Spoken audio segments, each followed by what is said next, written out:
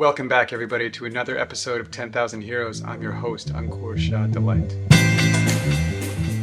Hello, hello, hello. Welcome back. Episode 109 of the 10,000 Heroes show. And in today's episode, I interviewed Walter Faro. And this gentleman has the most amazing, I'm just going to say insane story and childhood. And it's really... God, I don't know how to put this without seeming like an exaggeration, but it's what he said. He was raised by his parents, and his father was a professional international mercenary. And he was basically being trained to be a mercenary, to be a professional assassin. And that's not where his life took him. So there's this really interesting paradox or contradiction in what's going on in the uniqueness of Walter's childhood and how that's clearly affected him, and how normal and ordinary his current struggles are. It's the struggles that we all have, struggles to heal and to figure out what the hell we're here to do and how we're going to do it. And so there's this really basic, almost like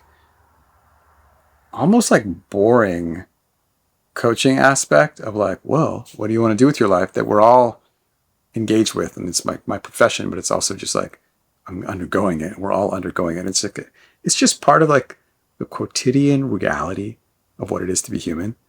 And he's got this just incredibly pesado, this like really heavy story that's a part of his identity that ultimately I am 100% convinced he's going to leverage to use to serve himself and everyone else in the world. But it's a crazy journey. And it brings me back to an episode maybe like a year and a half ago with Evan Wagner Lynch, where he's just celebrating how much our own personal healing is just an incredible amount of work. And that those who engage in it, like, thank you. Thank you for doing that. And Walter clearly has been doing that and is doing that and will continue to do that. And is just so brave and vulnerable and extraordinary and remarkably like cool to talk to, given all the things that have happened. So I left that call feeling just incredibly energized and in love. And in love with Walter and wanting to do anything I can to support him. So without further ado, let's jump in.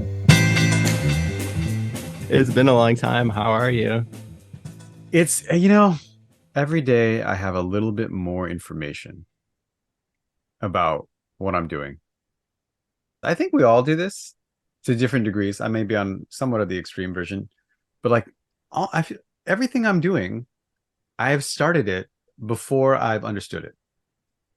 Yeah. And it's like, and we just like the understanding of the why is just catching up. It's just part of this process of being like, oh, that's why I did that. Yeah. Well, I watched the video introduction a while ago, when we first talked about this, and have really been thinking about the question of purpose and what are we here to do.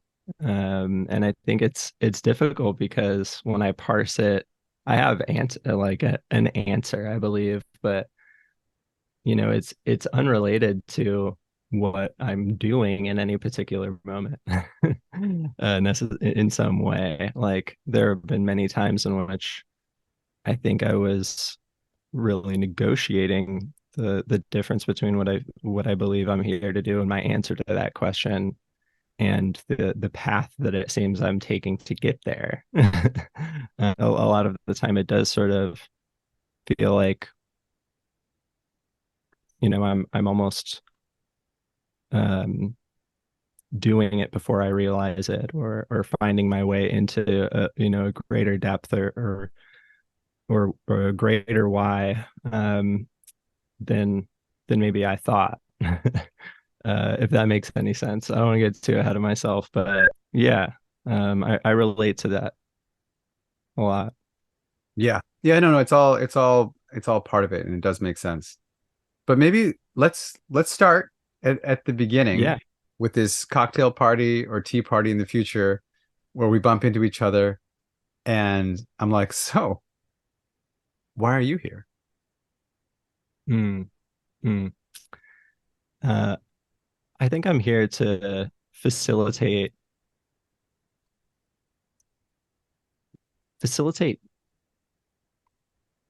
It sounds so vague to say something like safe spaces, but I think safety, um, for me takes on more to facilitate refuge and reflection. I think safety a lot of the time means like safety from some sort of issue, safety from like an HR issue, or safety comes to become like safety in a certain way, like we can speak about things. But I really think safety is related to our question of safety to know why you're doing what you're doing. I think that's a really hard question for a lot of people to answer, especially when they're being asked by if you're being asked that question in the reverse. But for reference, I actually just quit my job. Oh, Uh, congratulations. thank you. Cheers. And yeah, cheers. I did a thing that no, I wouldn't expect anyone to recommend me to do, which is to quit a job without having another job lined up, or Oh like yeah. the God, that is without just the so boring first world to be like, oh, only have another job lined up before you quit. Double and congratulations. thanks. Because I think that I hear a lot of like I would hear stories where people would talk about quitting, but they like had the resources to do it for a while or something. And for me, it was really like I've I've seen in my life with like in my own parents, I've seen both the loss of mental stability and on the other side, the loss of financial stability. And the former is worse. Mm, mm. And so for me, if I ever feel like I have to choose between one or the other, like the former, it always takes priority for me, like protecting my mental health and how it projects onto my family and how it makes me reflect on myself. And so, I'm like very confident in making that choice, even though there's a lot of reasons to be afraid of something like that. Yeah. Oh, that's fantastic. I salute you. It's beautiful. For sure. Thank you.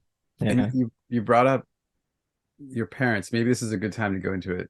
Maybe it's not. Maybe there is no sure. good time to go into it. But from what you've posted a little bit, that post I read on LinkedIn that kind of re-stimulated our connection, but Yeah. also some of our conversations when we met. Is there anything you want to share about your purpose and how that relates to your father? Yeah. And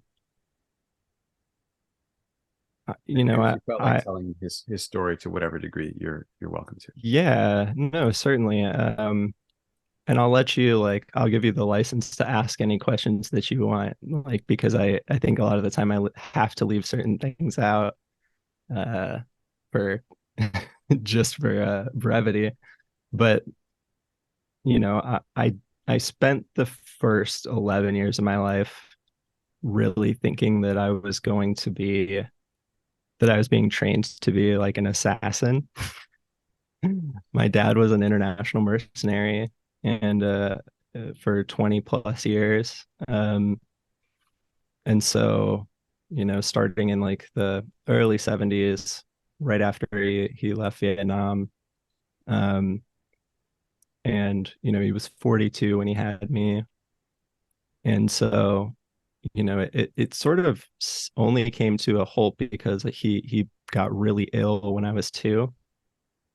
He was already he was 100% disabled from PTSD, which is a very rare diagnosis to be given in like 1989 when he got it, um, or when he got that diagnosis, I should say.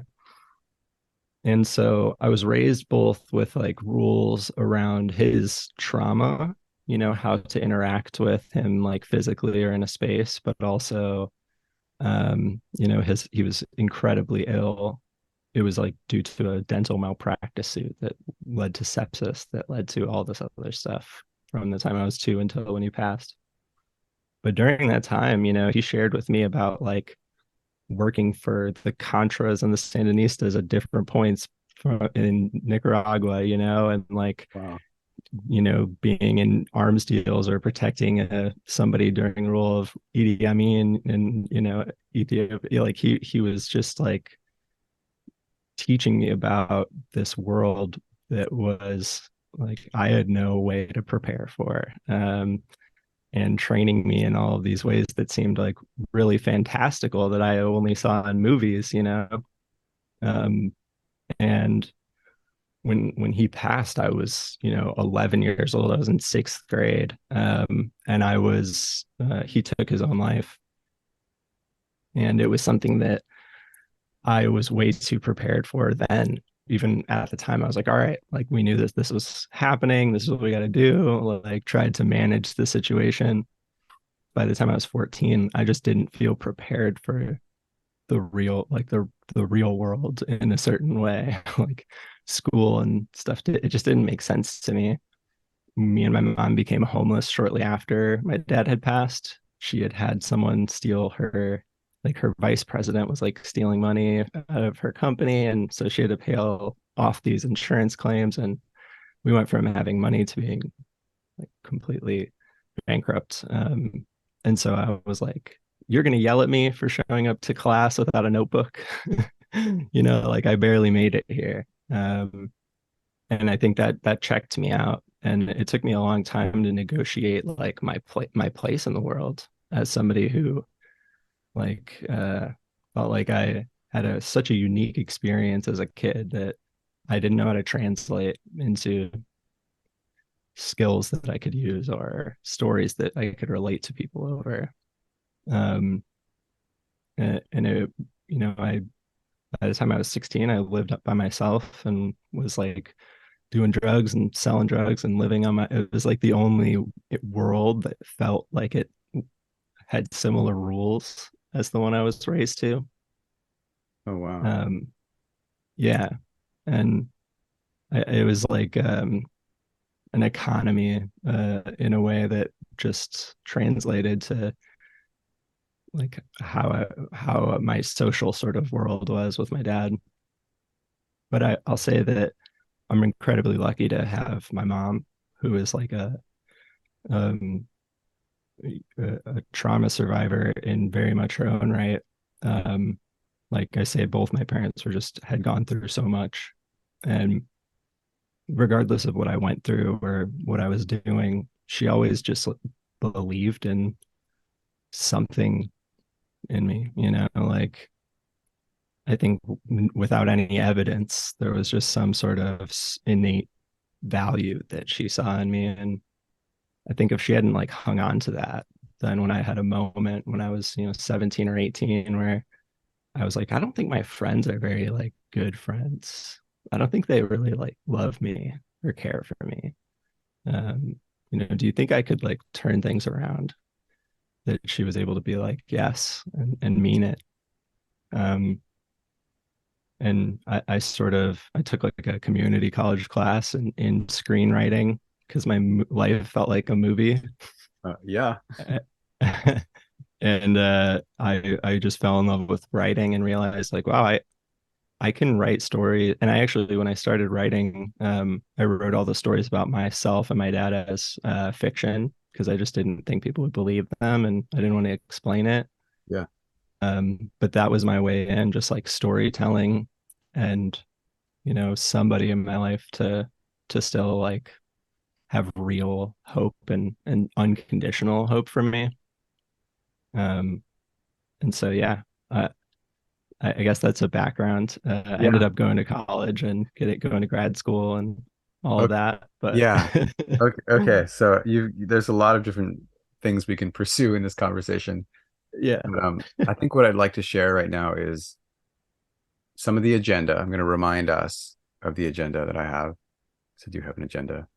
And then share this kind of funny feeling I'm having, and we'll see where we can go. So the agenda is for me to like put together how everything you just shared is related to the sense of purpose and meaning that you feel right now. And that's like the Mhm. journey that in the happy version of the podcast, we like find some sort of way there. Yeah. The funny feeling that I have right now on hearing that, it and you mentioned about the screenwriting and how your life seems like it was a movie. Given what you just shared, that's kind of one of the only ways I can relate to it. And it Yeah. feels I don't know what the word is, shallow or dismissive. And that's not how I want to be, but I just like I hear you say that and I'm like, okay, The Professional, Lord of War, and Jason Bourne.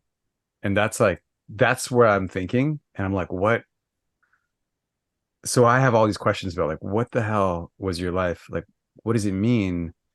I don't know if you want to talk about that, but is there like like upside down push-ups and like disassembling guns, or is it like the business of like this is how you negotiate with a dictator, or like I don't even know if you want to Yeah. talk about that stuff. I'm happy to actually. And people don't usually want to dig into it from that place. I think typically if I grew up knowing feeling like, okay, I can in some way I'll break the fourth wall here. Like, for a long time when I was younger, I knew I had this story and I knew that it was a story that was difficult for people to receive because it's not relatable, right? It's like something that I could lead with and sort of feel like I'm leading with vulnerability, but create distance at the same Mhm. time. And that really protected me. But, it's now I've written a book about like I have a manuscript about it.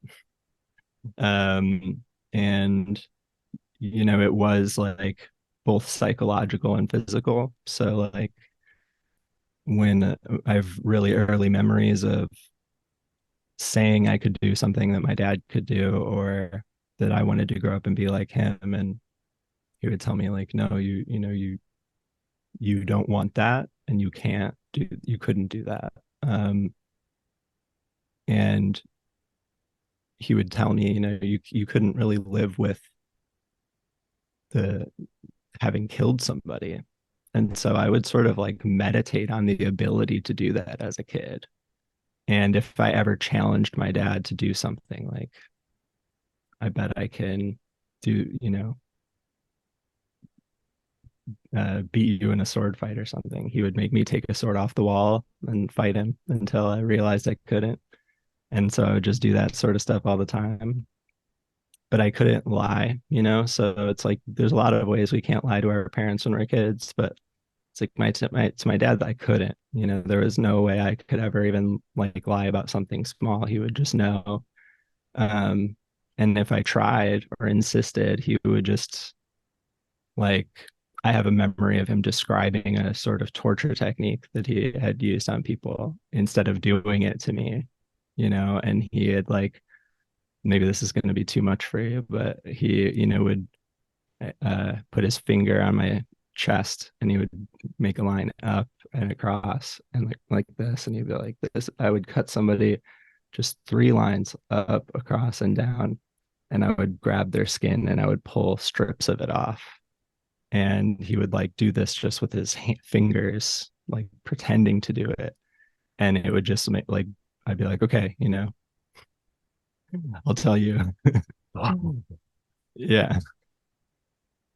But he never like hit me or anything, I remember one time I tried to like I was just trying to hit him or I was mad at him and he just like poked me and I just like went limp.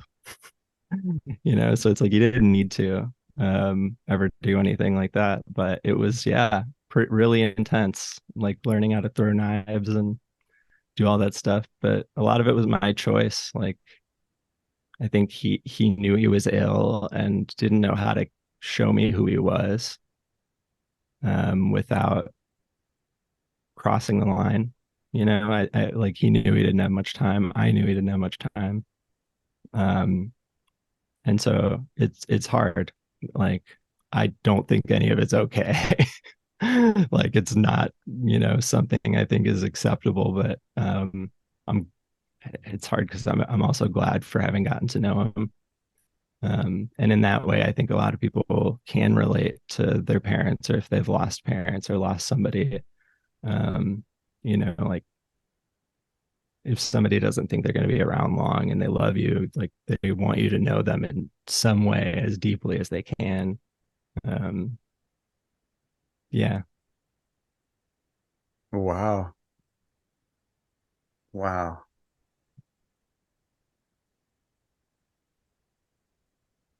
I mean, in some way, I mean, it's just so bizarre. It's like every, in my mind, at least, it's kind of every boy's fantasy. It's like to be a superhero and to be trained to be a superhero and to have your dad, instead of being an accountant, being a superhero. And like all this shit I was reading about in the X-Men comic books, like you were like in that school. But then the reality is like incredibly psychologically damaging and dark because it's yeah, not a game.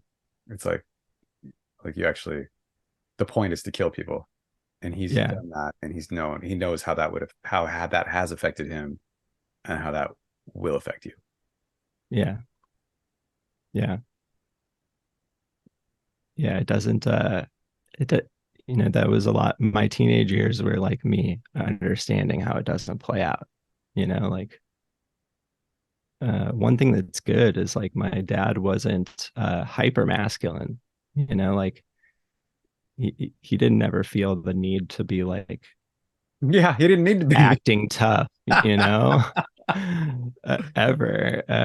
And so when I was actually at school, like I didn't understand a lot of boys because they were very much like, I'll beat you up and like and I was just like, why are we talking about this stuff? Like I genuinely didn't understand because in my house, like if you said that, you had to do it. Like I would never have said anything to my dad like threatening or tough that I couldn't do or I wouldn't be punished for.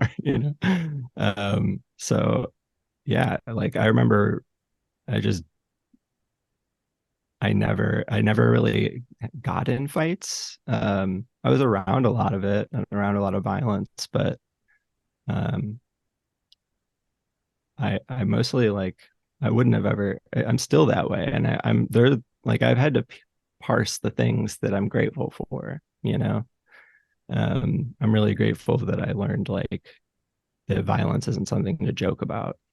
You know, um, and I think that in a way, like I had a really nice balance between like learning the softness of like protecting people and my dad was like had very strict rules about not hurting people that are defenseless. Like he refused to hunt. He couldn't hunt because he was like if they're not shooting back, like it's not fun, it's not fair. And so I grew up like I'm thankful for those rules. But still I'm 31 now, and I'm trying to navigate life in peace. And so I think it's there's a lot of it that's like it, it benefits me in certain ways. Like I'm not afraid of public speaking. Like I love it. I love being in front of people or in a room because like I don't feel any fear in that regard. Like I wasn't taught to be afraid of that. When did you realize, or when did you decide that you weren't going to be an assassin? I think when I decided I was going to be, it's a mixture. I think it's because I was in a world that was full of violence as a teenager even, and I just didn't want any part of it. And when I started writing, I I found myself able to engage with just more aspects of that identity and that life than I could have in any other way. Like through through reflection, through telling his story, and then telling my story. Um,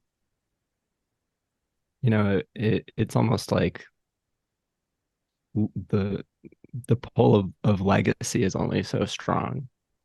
Um, and I think living living out his legacy was just harmful.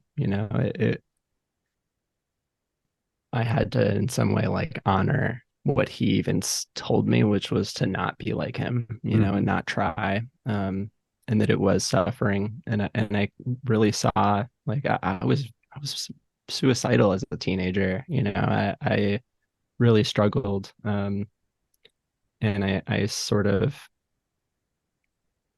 I just started to believe that there was something I had to offer. Just like I know. I think my favorite part of all of my years of debauchery as a young person, if anything, when I was a teenager with my own place, was that people felt safe coming to over to my place, and my friends who had trouble at home felt safe coming there.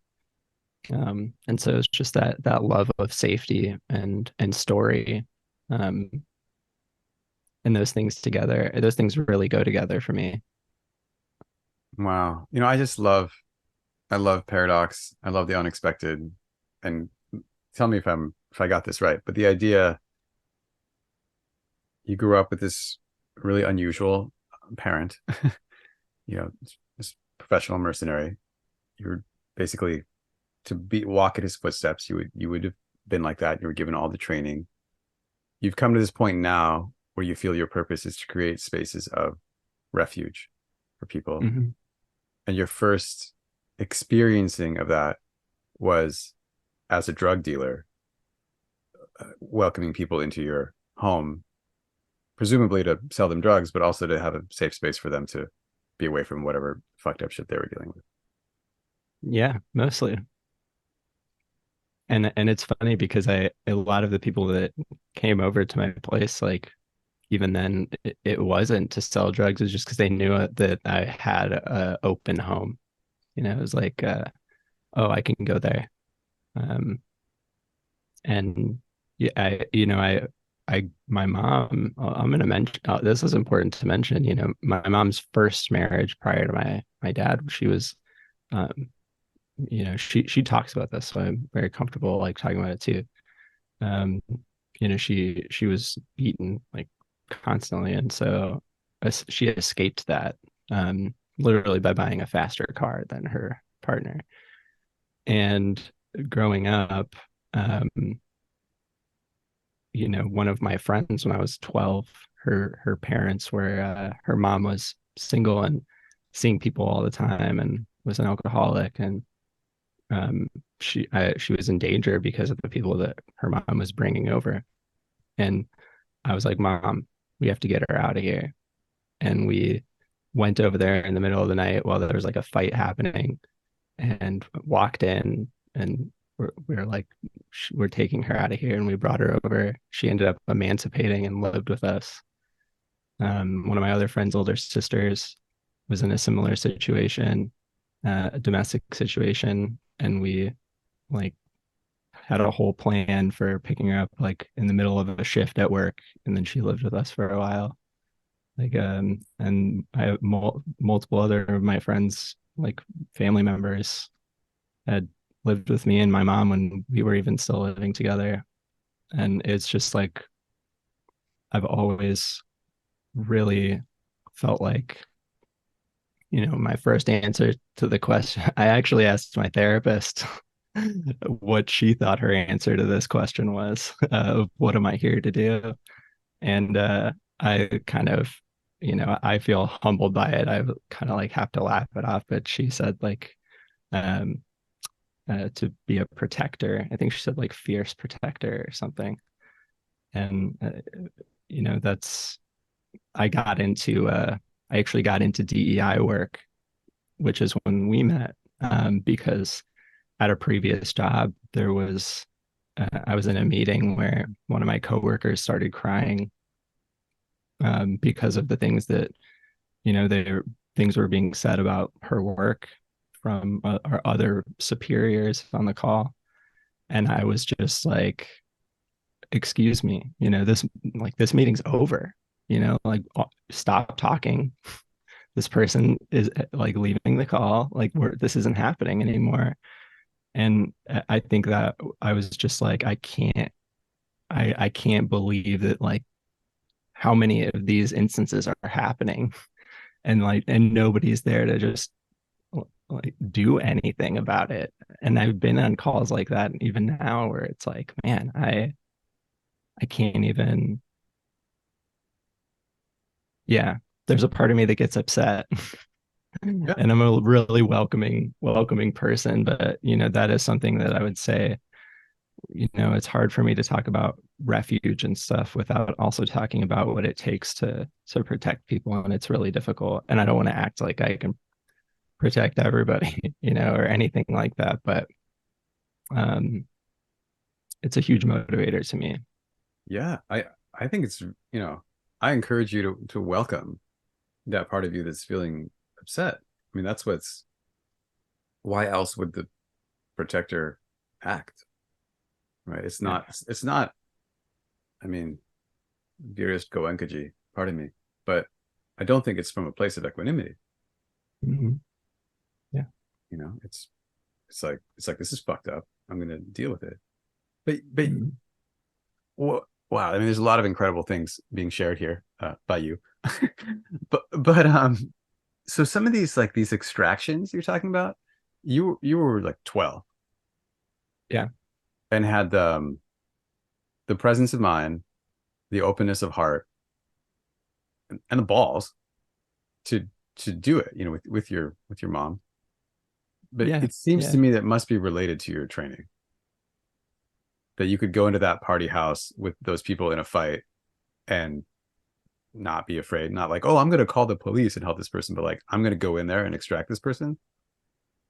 Yeah, I didn't really, I was raised really thinking of a lot of systems as being corrupt. So, like I didn't rely much on those, and my dad certainly didn't either. And I was raised with a lot of instances of my dad doing similar things. Like I watched my dad stop a robbery at a mall kiosk one time, and watched my dad like take down a Marine. It was like three times this. My dad was only 5'4".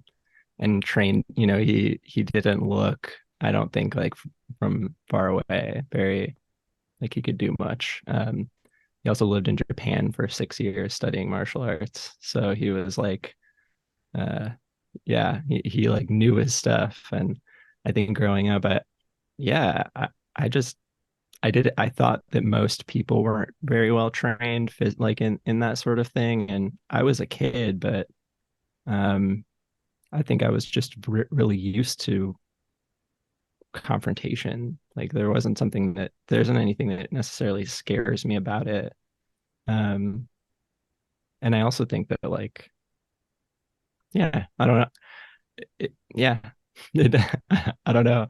I guess I can't explain it too much. It is just more of a innate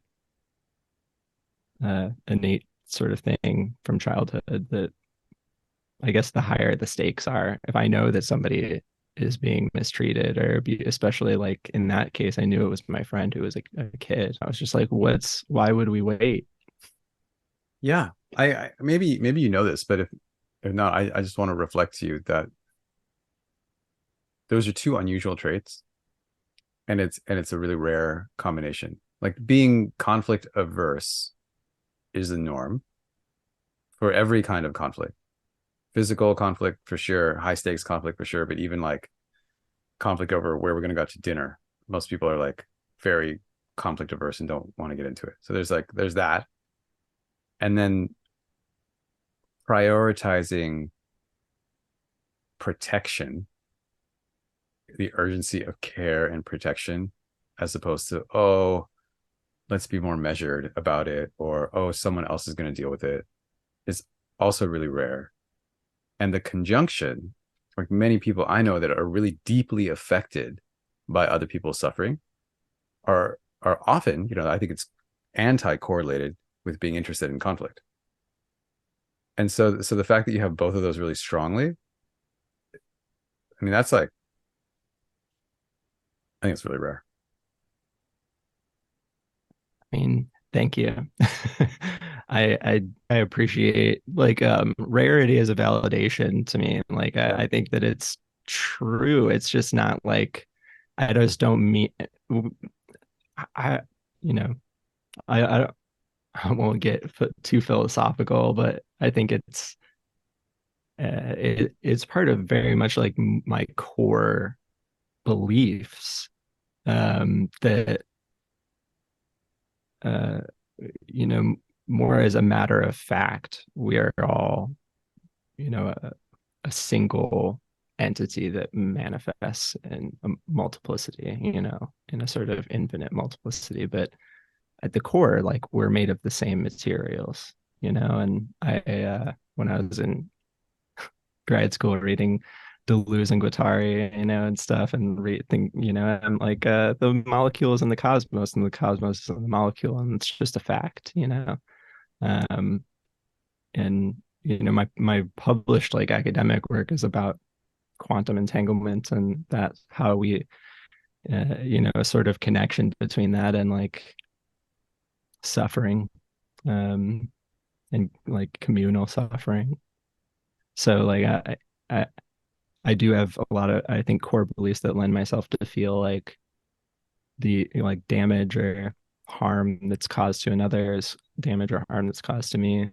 The difficulty for me is usually not like acknowledging or putting to use certain traits of mine that are good, but promoting them and Mm. selling them, Hmm. which is like this, sort of um within this sort of actual survival of like job markets and trying to be like professionalize these things. I'm a good academic, but there's just no money in academia. This is really the only reason I'm not there.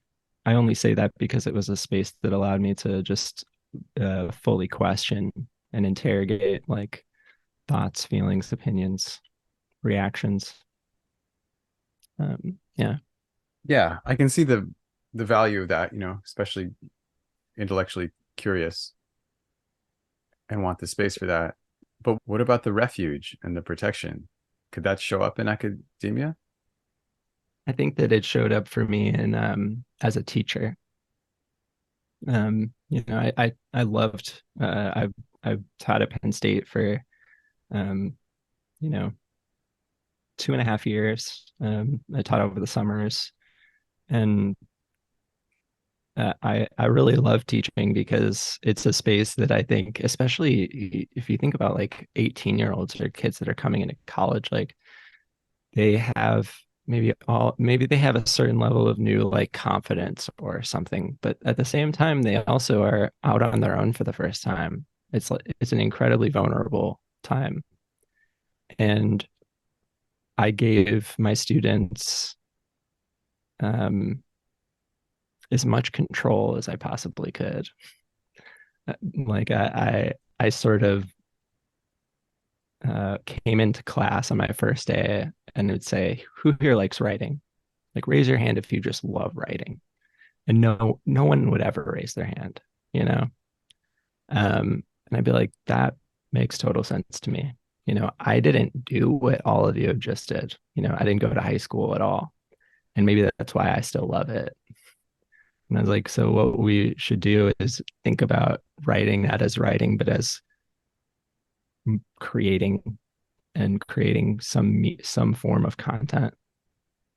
Who here has something that they create, you know, and they all have things that they're creating in some regard. It's like, let's just use that as our definition of writing and figure out how this syllabus can adapt to your medium. Because it was a required class, but I wanted them to be able to advance a skill that was meaningful to them, and find out how maybe writing had been reductively defined for them in the past. And so, you'd have students that would, really like get into their lives, and the things they were processing and that meant the most to them. And me as a teacher, if I'm somebody that they trust, if I earn trust with them, then they get to share that with somebody. And I think that a lot of young people, a lot of people are putting content out in the world all the time now, like constantly. But very rarely, I think, even if you're creating YouTube videos or whatever, are you getting like meaningful feedback from people you trust, Mm. And I prided myself, and I think one of the reasons I had to leave teaching collegiately was like I pride myself on giving attention, like quality attention to the work that my students produce. And at volume, it's like not possible. Like Mm. for me to make, you know, as an adjunct professor, if I had finished my PhD, I would have been making $3,500 to $5,000 per course per that I taught. And so I'm having to teach 4 or 5 courses a semester to make very little money yearly. And that means I have 120 5 to 10 page papers every 2 weeks that I'm grading. There's no way at volume to give the attention that like those students actually need at that level for me personally. And so it's like that was something I couldn't consistently do. Like the refuge of it disappears when like my presence disappears more and more from the work. Um, and now I would say like I've looked to create these spaces like in the DEI work. I think there's a lot of opportunity in that. Um, in some of my other jobs, I think that I look for to create that space within teams and see what can happen. Like I'm working internally and we're doing things that are meaningful to us. I think once you can create the spaces for people to really be creative and generative and get work out there and ask questions and make changes, that's just really interesting to me, whether it's a new company that's doing that all the time or it's a long-standing company that has a million traditions that could be questioned and interrogated. But I have lacked that, and I would say I'm looking for more of the ability to have this like deeper relation with people. Yeah. um yeah. Something like what you had when you were teaching, but in a more financially sustainable way that would allow you to Yeah. keep that depth. Yeah, absolutely. Uh, um can we do a little exercise? A little. let's go for it. Okay. So this is something I do with my clients sometimes in different ways. Basically, it's a kind of visioning exercise. But Mhm. what I'd love so the goal for me is for you to be able to think of the future in a way that is causally disconnected from the present. Mhm. Normally we think about the future and we're like, all right, this is where I'm at now. This is where I want to be. What do I got to do to get from now to where I want to be? And that way of thinking really constrains our imagination. I Because agree. I what we love want to create has to exercises be like this. related. You Yeah. can't drive a space bus because you don't know anything about how to get from here to the space bus. But like if we could just put that on hold and just like suspend disbelief and imagine, let's just say like in 5 years, that what you're doing in 5 years has nothing to do with your current life. It could be anything. Hmm. You were not constrained by the present at all. It's Fair. only the fruit of your imagination and what would be the full blossoming, the full like beautiful giant dahlia of this purpose around protection and creating spaces of refuge. And you outsource the financial part to me, and I'm like, oh, I will find the financial part and I will make it work for our brilliant market economy. And like you're like, and you trust me that I'm going to do that. Hmm. You're not worried about that part. Um, what would it be? It's funny. I know the answer to this. uh, I would own a store. Specifically, I would own think a clothing store.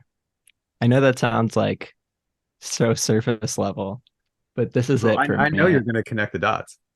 Yeah. So, I, I, on the surface of anything I've ever gone through, right? Apart from all of the difficulty, I've always still had things that like bring me joy or happiness, or I feel like self-expressive. But I never felt very welcome or had the resources to engage in those things. Like, oh, I know the clothing brands I like. I used to BMX when I was a teenager too. Like, I know the bike shops I like or whatever. I don't have money to go in there and spend, but I would love to spend time in there and meet people. And like, these are people that seem to like a community that I like. It's always really hard for me to like find friends or enter a community or know how to um, not feel like an outsider. And I think that for me, even now, there are lots of I love like fashion and stuff like that, but I mostly thrift and get it secondhand. And when I go in those stores now, like there's nothing to that I can do to start. I've tried to get to make friends or talk to people, and there's not. Um, and I think, it's like you can't touch things, they're expensive. You have to like tiptoe around them. But I think that for me, like there is such an opportunity to like if I had a space, like an open space where I could engage with people that came in and make them feel welcomed and perhaps change the way that things are done. I think for me, like a store that's filled with like art and fashion and things that I love that would welcome a community of people, but that it could also be used as like a venue or a self-creation space to make your own clothes, like have the materials for people to print their own stuff or uh, hem and alter their own clothes and actually engage with people and their projects. And I would love to have a kid come in that wants a shirt that or something he can't afford, but like be able to let him put it on and take pictures and look through lookbooks and talk to someone, or sit for a couple of hours and like have something to drink, but with no expectation of buying anything. I think the only opportunity I see to welcome people that are local to me that might need somewhere to go, just like I did when I was a teenager, would be to have like a physical space. Yeah. And I don't really want to expect anything from people in exchange for the safety that that space provides, but still be able to fill it with things that like bring them joy and provide inspiration, for something beyond their situation or outside of it. Because man, it's not just the safety that you need when you feel like there's no path forward. It's also like a vision of happiness. It's like a vision of yourself happy. And if you don't have that, like you can grind and grind, but yeah. So that's my answer. A clothing store. Yeah. It's almost like it's providing the physical safety and refuge, but also like the spiritual safety and refuge. Like there's like the notion that it's worth continuing because of this connection with beauty and the possibility in the future. Just like I'm just the thing you said about like looking through the lookbooks, like what's actually going on there. It's like it's a self concept. It's a relationship with the future. Yeah. Yeah. I mean, when I was a teacher, it's like you have a bunch of kids that come into this space and they have to. Like they're not even they didn't sign up for fun. It's a required course. And I have to put things in front of you that will make you motivated to succeed, and they will be engaging enough that you will actually read them and engage with them. Um, and I think that it's like even my daughter, like I've gotten to the point, she's 4, where like I can open like poetry and any poetry and read it and to her because she understands that it's not like for adults or for kids. It's the whole thing is about the language is less what matters than what's felt. And she gets that. And I think that, I can't fill a store with poems on the walls and expect people to come in and read them, or like signs that say like come in and share, or like people will think I have a religious motive. But I think if you fill it with things that are like, oh, I like this, I see my identity and like things that I express also represented here, things that I like or would wish to have or whatever, or can have or take home. And in a space like that, where like I also see myself as using my own talents and skills really well, which are giving people the space to feel like welcome and received. Um, and I get a lot of joy from that, man. Like I've been working from home since 2018, and I've kind of had enough of strictly working from home. Yeah. And now, like going to a coffee shop and being really nice and kind to the person working there is like the highlight of my day. Like I just like really enjoy it, like interacting with people so much that I think I would really enjoy just like the possibility that is created by that space. Yeah, dude, thank you for sharing that. This whole thing is an exercise in vulnerability, so I don't know that that was I more know. vulnerable than anything else, but maybe it was. I don't know. I was actually at a really low point at one point and didn't know what to do. And I asked myself a very similar question. If I had no constraints, if like that I didn't have to think logically, what would I do? And I like tasked myself with drawing it instead of answering it. And so I just started drawing, and I just realized that I drew like a space, that was like filled with things that, yeah, like it just sort of happened. So that kind of became a vision for me. Yeah. Speaking of drawing, I've been noticing since the beginning of the call this whiteboard to your left, I think. Oh yeah. Uh What yeah, that's what is going this on over there? uh this is a a shoe factory, my daughter says. I know it's very complicated. Like look at it's a lot. Um I can't tell you what she just said, like you put the materials in here and these are shoes that are coming down. I don't know why she thought of it or how, but she's like, there's a ladder up here in case she ever gets stuck on it so she can get out. And there's like these little morbid, I know. And there's like these little spiders are like because she's really into Spider-Man and like superheroes. So those are like her symbols. Yeah, it's she put a lot of work into it. Oh yeah. Yeah, it's deep. I know. She just gave me instructions and I would do it. She'd be like, you got to put dots in these places because you got to make sure the shoes are ready. Like, okay. Wow. God, I love I that. know. I love it. I love it when the kids are so directive like that towards some like beautiful artistic aim that I have like no idea what it is. It's like I'll just like, okay, obey. Obey. I will obey. I know. Yeah, it's great. Being a parent is the best. I really enjoy it. Yeah. Yeah, me too. All right. One more. I want to pursue this line of inquiry. Yeah. So then what's the in my you're calling it a clothing store. In my mind, it's this like heart opening community center that has clothing. Yeah. People often like do translate it to like community center, which Yeah. makes sense. Yeah. Yeah. Yeah, I just am like know that when I was a teen, I was averse to like libraries and churches because I was like, if I go there to meet people, there's like incentive involved, like there's some sort of intention, and I don't want to do that. Yeah. So I think for me, I'm like, as long as I can create a space where people know there's no like condition, certainly not of belief or something.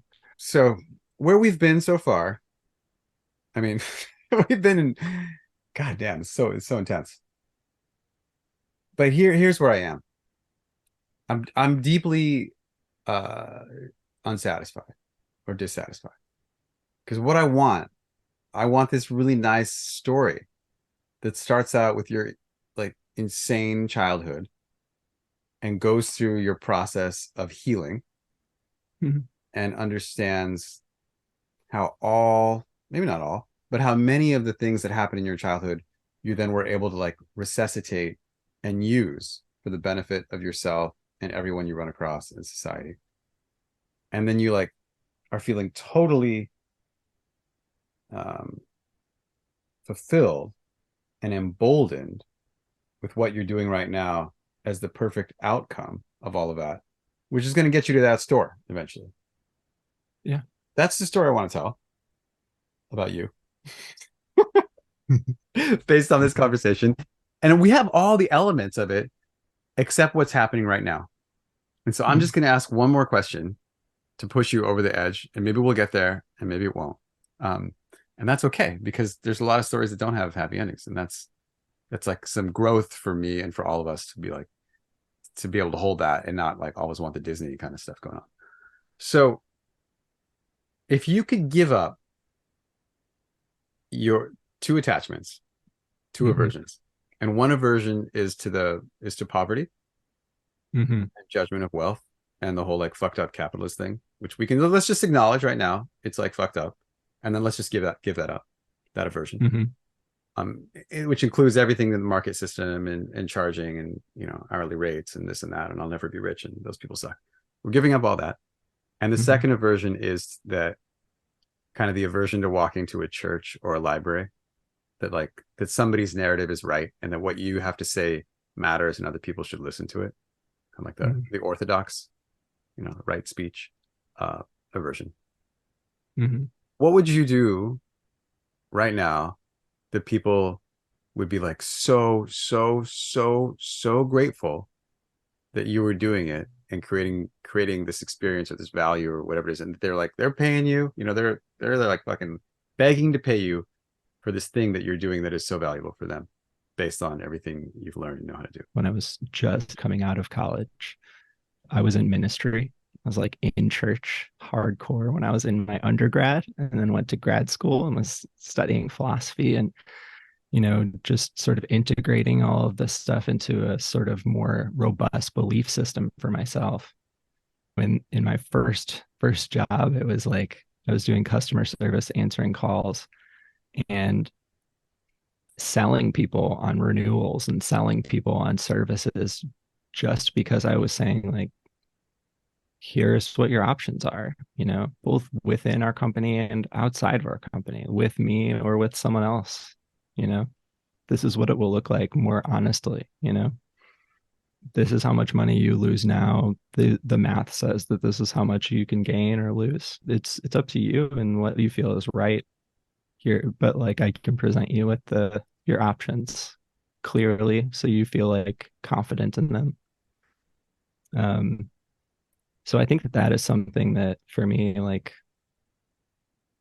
people are vulnerable when they have to make a critical decision, and there's nothing better than whether it's in your personal life or in your business life, when someone comes in and can clarify your options in a really, really critical time of decision making.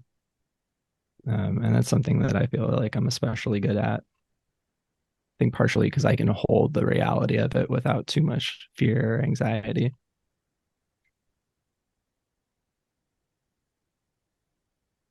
If that's an answer.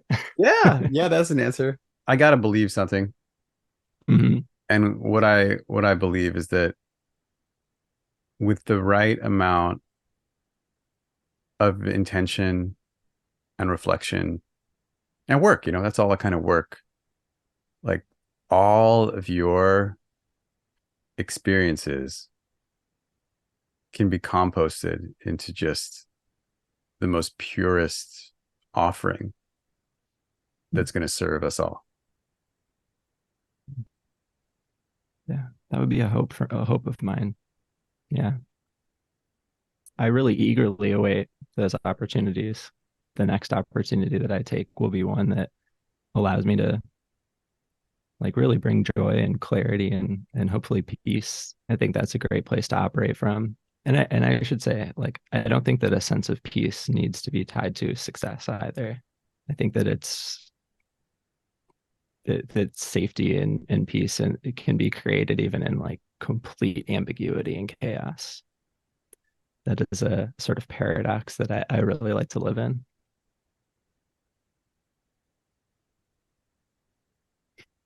This has been really, really wonderful. I appreciate just this authentic energy and time to connect and share all this stuff. Yeah, I mean, for me, that's what it's about. It's the content, it's what we talk about, but it's also the intention to really to slow down and connect, which is, I mean, that's really what's rare these days. Yeah. Yeah. Thank you for joining me. Yeah, my pleasure. Thank you. If you like this episode, you can join the 10,000 Heroes Club, our own community of purpose, by clicking the link below this video. You'll never miss an episode, you'll have opportunities to nominate the people I interview and the questions I explore.